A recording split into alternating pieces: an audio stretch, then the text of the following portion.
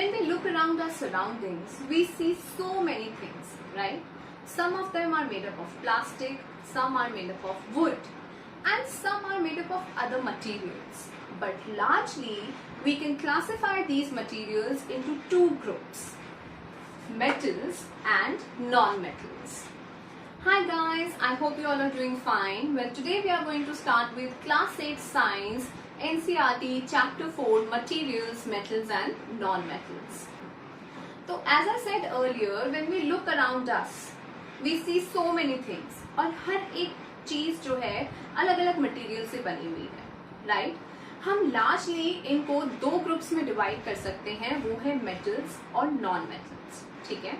आज हम इनकी फिजिकल प्रॉपर्टीज पढ़ेंगे और इन दोनों के बीच में हम डिफरेंसेस देखेंगे कि मेटल्स और नॉन मेटल्स में अगर हम फिजिकल प्रॉपर्टीज के बेसिस पे देखें तो इन दोनों में क्या डिफरेंस है, ठीक है? लेकिन पहले हम कुछ जनरल बातें करते हैं। जब मैं किसी ऑब्जेक्ट पे देखती हूँ तो मेरे दिमाग में दो तीन बातें आती हैं। क्या कि इज दिस ऑब्जेक्ट हार्ड और सॉफ्ट, दूसरा इज दिस ऑब्जेक्ट शाइनी और डल, और तीसरा अगर मैं इस ऑब्जेक्ट को हिट करूं किसी चीज से तो इसमें से आवाज आएगी या नहीं, है ना? इसी तरह और भी बहुत चीजें हैं, वो भी हम देखेंगे, लेकिन पहले हम इनकी बातें करते हैं। तो सबसे पहले हम आते हैं अपीयरेंस पे।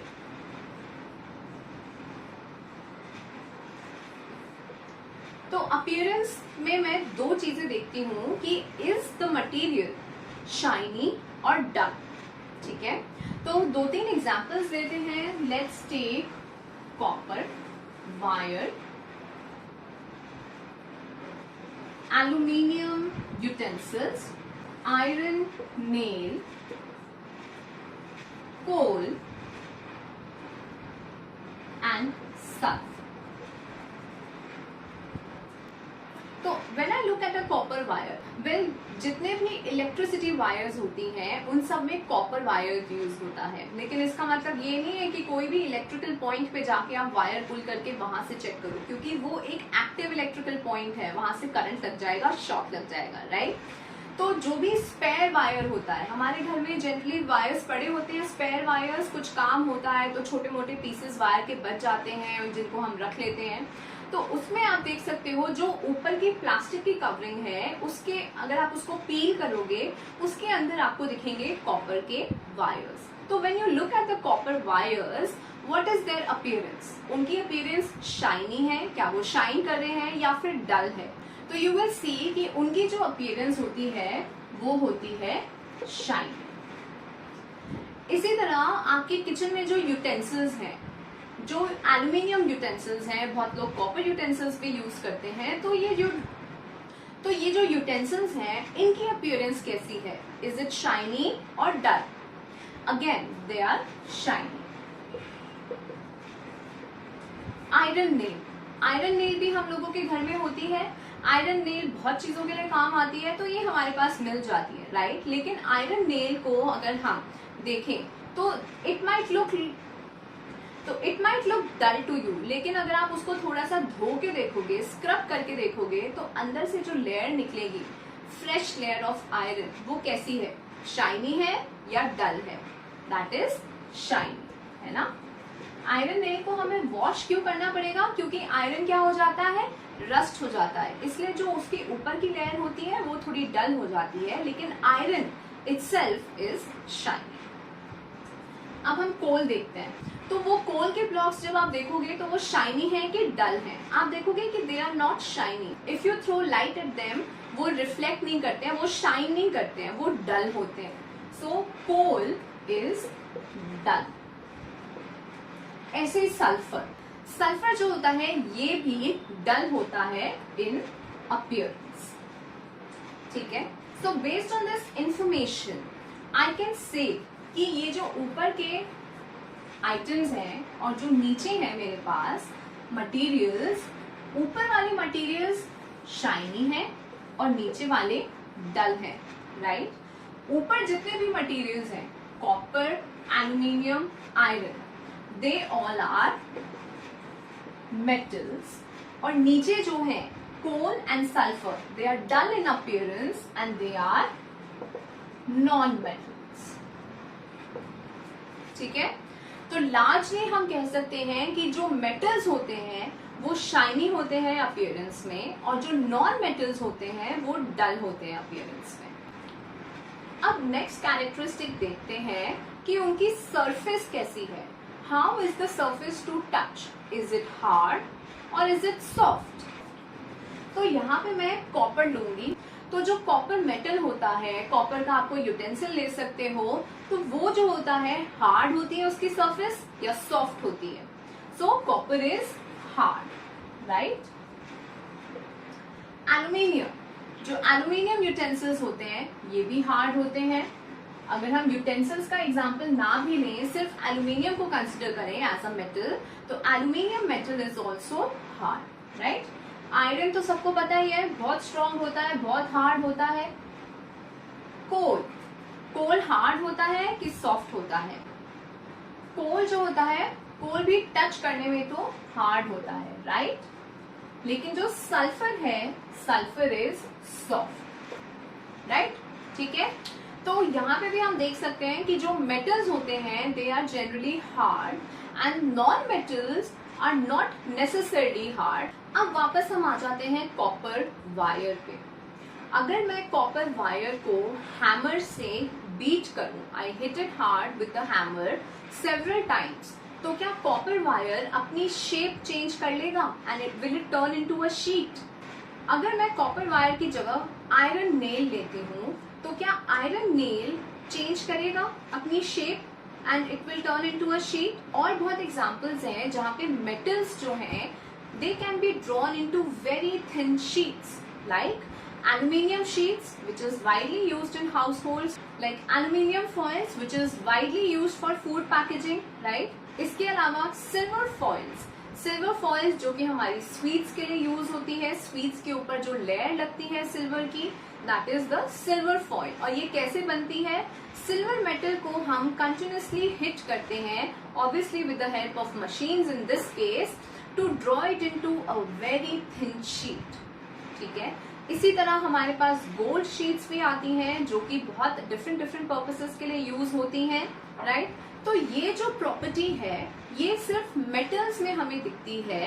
This property only belongs to the metal wherein the metals can be drawn into thin sheets and this is called malleability, okay। What is this called?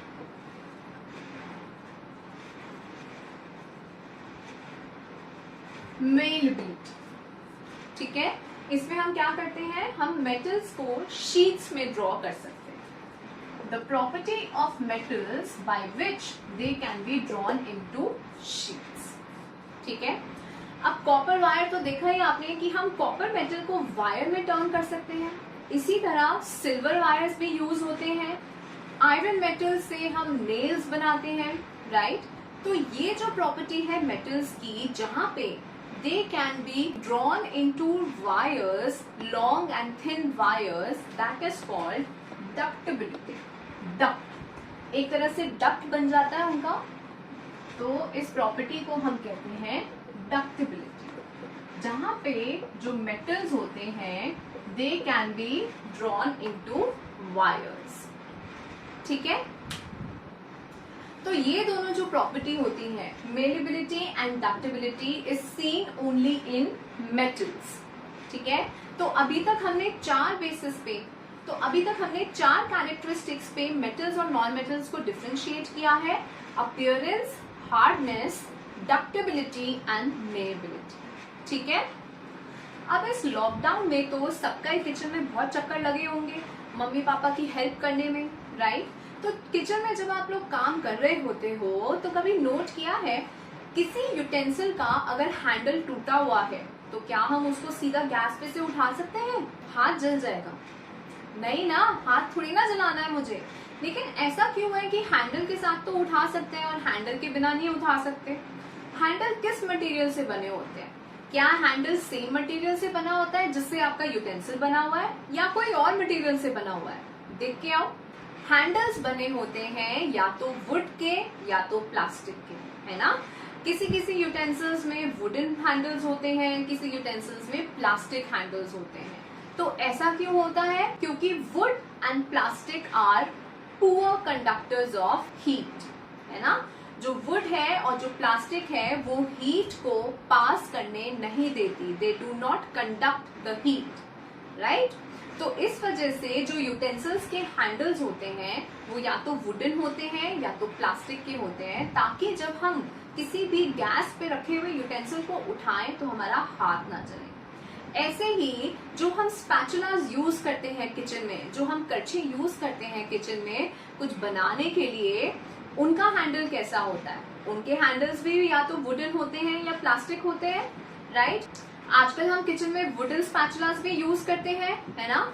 और हमारे पास सिलिकॉन स्पैचुलास भी आ गए हैं जो कि हीट रेजिस्टेंट होते हैं, वो हीट को कंडक्ट नहीं करते, तो खाना बनाते हुए हमारा हाथ नहीं जलता, राइट। अगर आपके घर में कभी लाइट खराब हो जाती है तो आप किसको बुलाते हो? इलेक्ट्रिशियन। तो जो इलेक्ट्रिशियन आता है वो ये चेक करता है कि आपके पॉइंट में इलेक्ट्रिसिटी आ रही है या नहीं। तो वो कैसे चेक करता है? तो आपने देखा होगा इलेक्ट्रिशियन के पास स्क्रू ड्राइवर होता है, और जो स्क्रू ड्राइवर का बैक होता है ना, हैंडल, वो प्लास्टिक का बना होता है, और उसके पीछे लगी होती है लाइट। तो अगर इलेक्ट्रिसिटी आ रही है पॉइंट में तो लाइट ग्लो करने लगेगी, लेकिन क्योंकि हैंडल प्लास्टिक का बना हुआ है तो इलेक्ट्रिशियन को करंट नहीं लगेगा, है ना। तो इसलिए हमारे ये जितने भी टूल्स होते हैं सब में प्लास्टिक का हैंडल लगा होता है, क्योंकि अगर आप कोई इलेक्ट्रिसिटी से रिलेटेड काम कर रहे हो तो आपको शॉक ना लगे, राइट। तो इससे हमने एक और चीज क्या देखी कि जो नॉन मेटल्स होते हैं they are poor conductor of heat and electricity, और जो कि मेटल्स होते हैं, क्योंकि कॉपर वायर इलेक्ट्रिसिटी सर्किट में यूज होता है, यूटेंसिल्स में भी हम एल्यूमिनियम यूटेंसिल्स और कॉपर यूटेंसिल्स यूज करते हैं, राइट। तो जितने भी मेटल्स हैं ये हैं good conductor of heat and electricity, और जो नॉन मेटल्स हैं वो है poor conductors of heat and electricity, right. तो पहले हमने 4 कैरेक्टरिस्टिक्स के बेसिस पे इनको डिफरेंशिएट किया था, इसमें हमने 2 और ज्वाइन कर लिए हैं, heat conduction and electricity conduction, right. इस चैप्टर में ये जो छोटी छोटी बातें हैं इनके ऊपर 1 मार्क क्वेश्चंस बहुत इजीली बन जाते हैं, तो ये बातें याद रखें। अब लास्ट कैरेक्टरिस्टिक के बेसिस पे हम डिफरेंशिएट करते हैं, और वो है सोनोरस, कि how sonorous are metals and non metals. मतलब कि सोनोरस मतलब मेटल्स या फिर नॉन मेटल्स साउंड प्रोड्यूस करते हैं या नहीं, ठीक है। इसमें भी आप एक छोटा सा एक्सपेरिमेंट अपने आप कर सकते हो। कलेक्ट डिफरेंट थिंग्स, अलग अलग मटेरियल की थिंग्स कलेक्ट करें and drop them on the floor 1 by 1 gently, ऐसे पटकना नहीं है, तोड़फोड़ नहीं करनी है। एंड मेक अ लिस्ट कि कौन से मटेरियल से साउंड आई और कौन से मटेरियल्स ने साउंड प्रोड्यूस नहीं की, राइट। तो फॉर एग्जाम्पल अगर मैं आयरन नेल को ड्रॉप कर,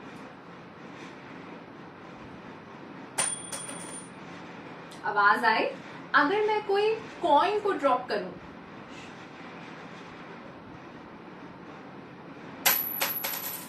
आवाज आई। अब मैं इस पेन को ड्रॉप करती हूं, डिफरेंस समझ में आया साउंड्स में? जब आयरन नेल और कॉइन ड्रॉप हुए तो कितनी अच्छी आवाज आई थी, टंग, सोनोरस थी साउंड, है ना, दैट वाज सोनोरस। लेकिन जब मैंने प्लास्टिक का पेन ड्रॉप किया तो दैट वाज नॉट सोनोरस। तो हम कह सकते हैं कि जो मेटल्स होते हैं वो सोनोरस होते हैं, और जो नॉन मेटल्स होते हैं वो नॉन सोनोरस होते हैं, ठीक है।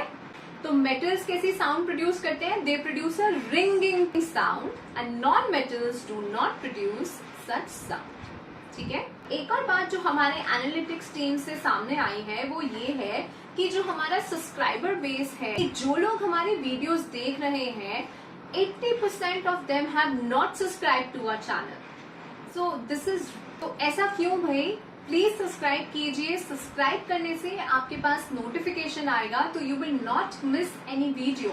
प्लीज सब्सक्राइब कीजिए, आप लोगों का प्यार हमें मिलता रहा है जिसकी वजह से हम इतना आगे बढ़ पा रहे हैं। तो आप ऐसे ही हमें सपोर्ट कीजिए और हमारे चैनल को सब्सक्राइब कीजिए। Stay tuned and keep watching school room online.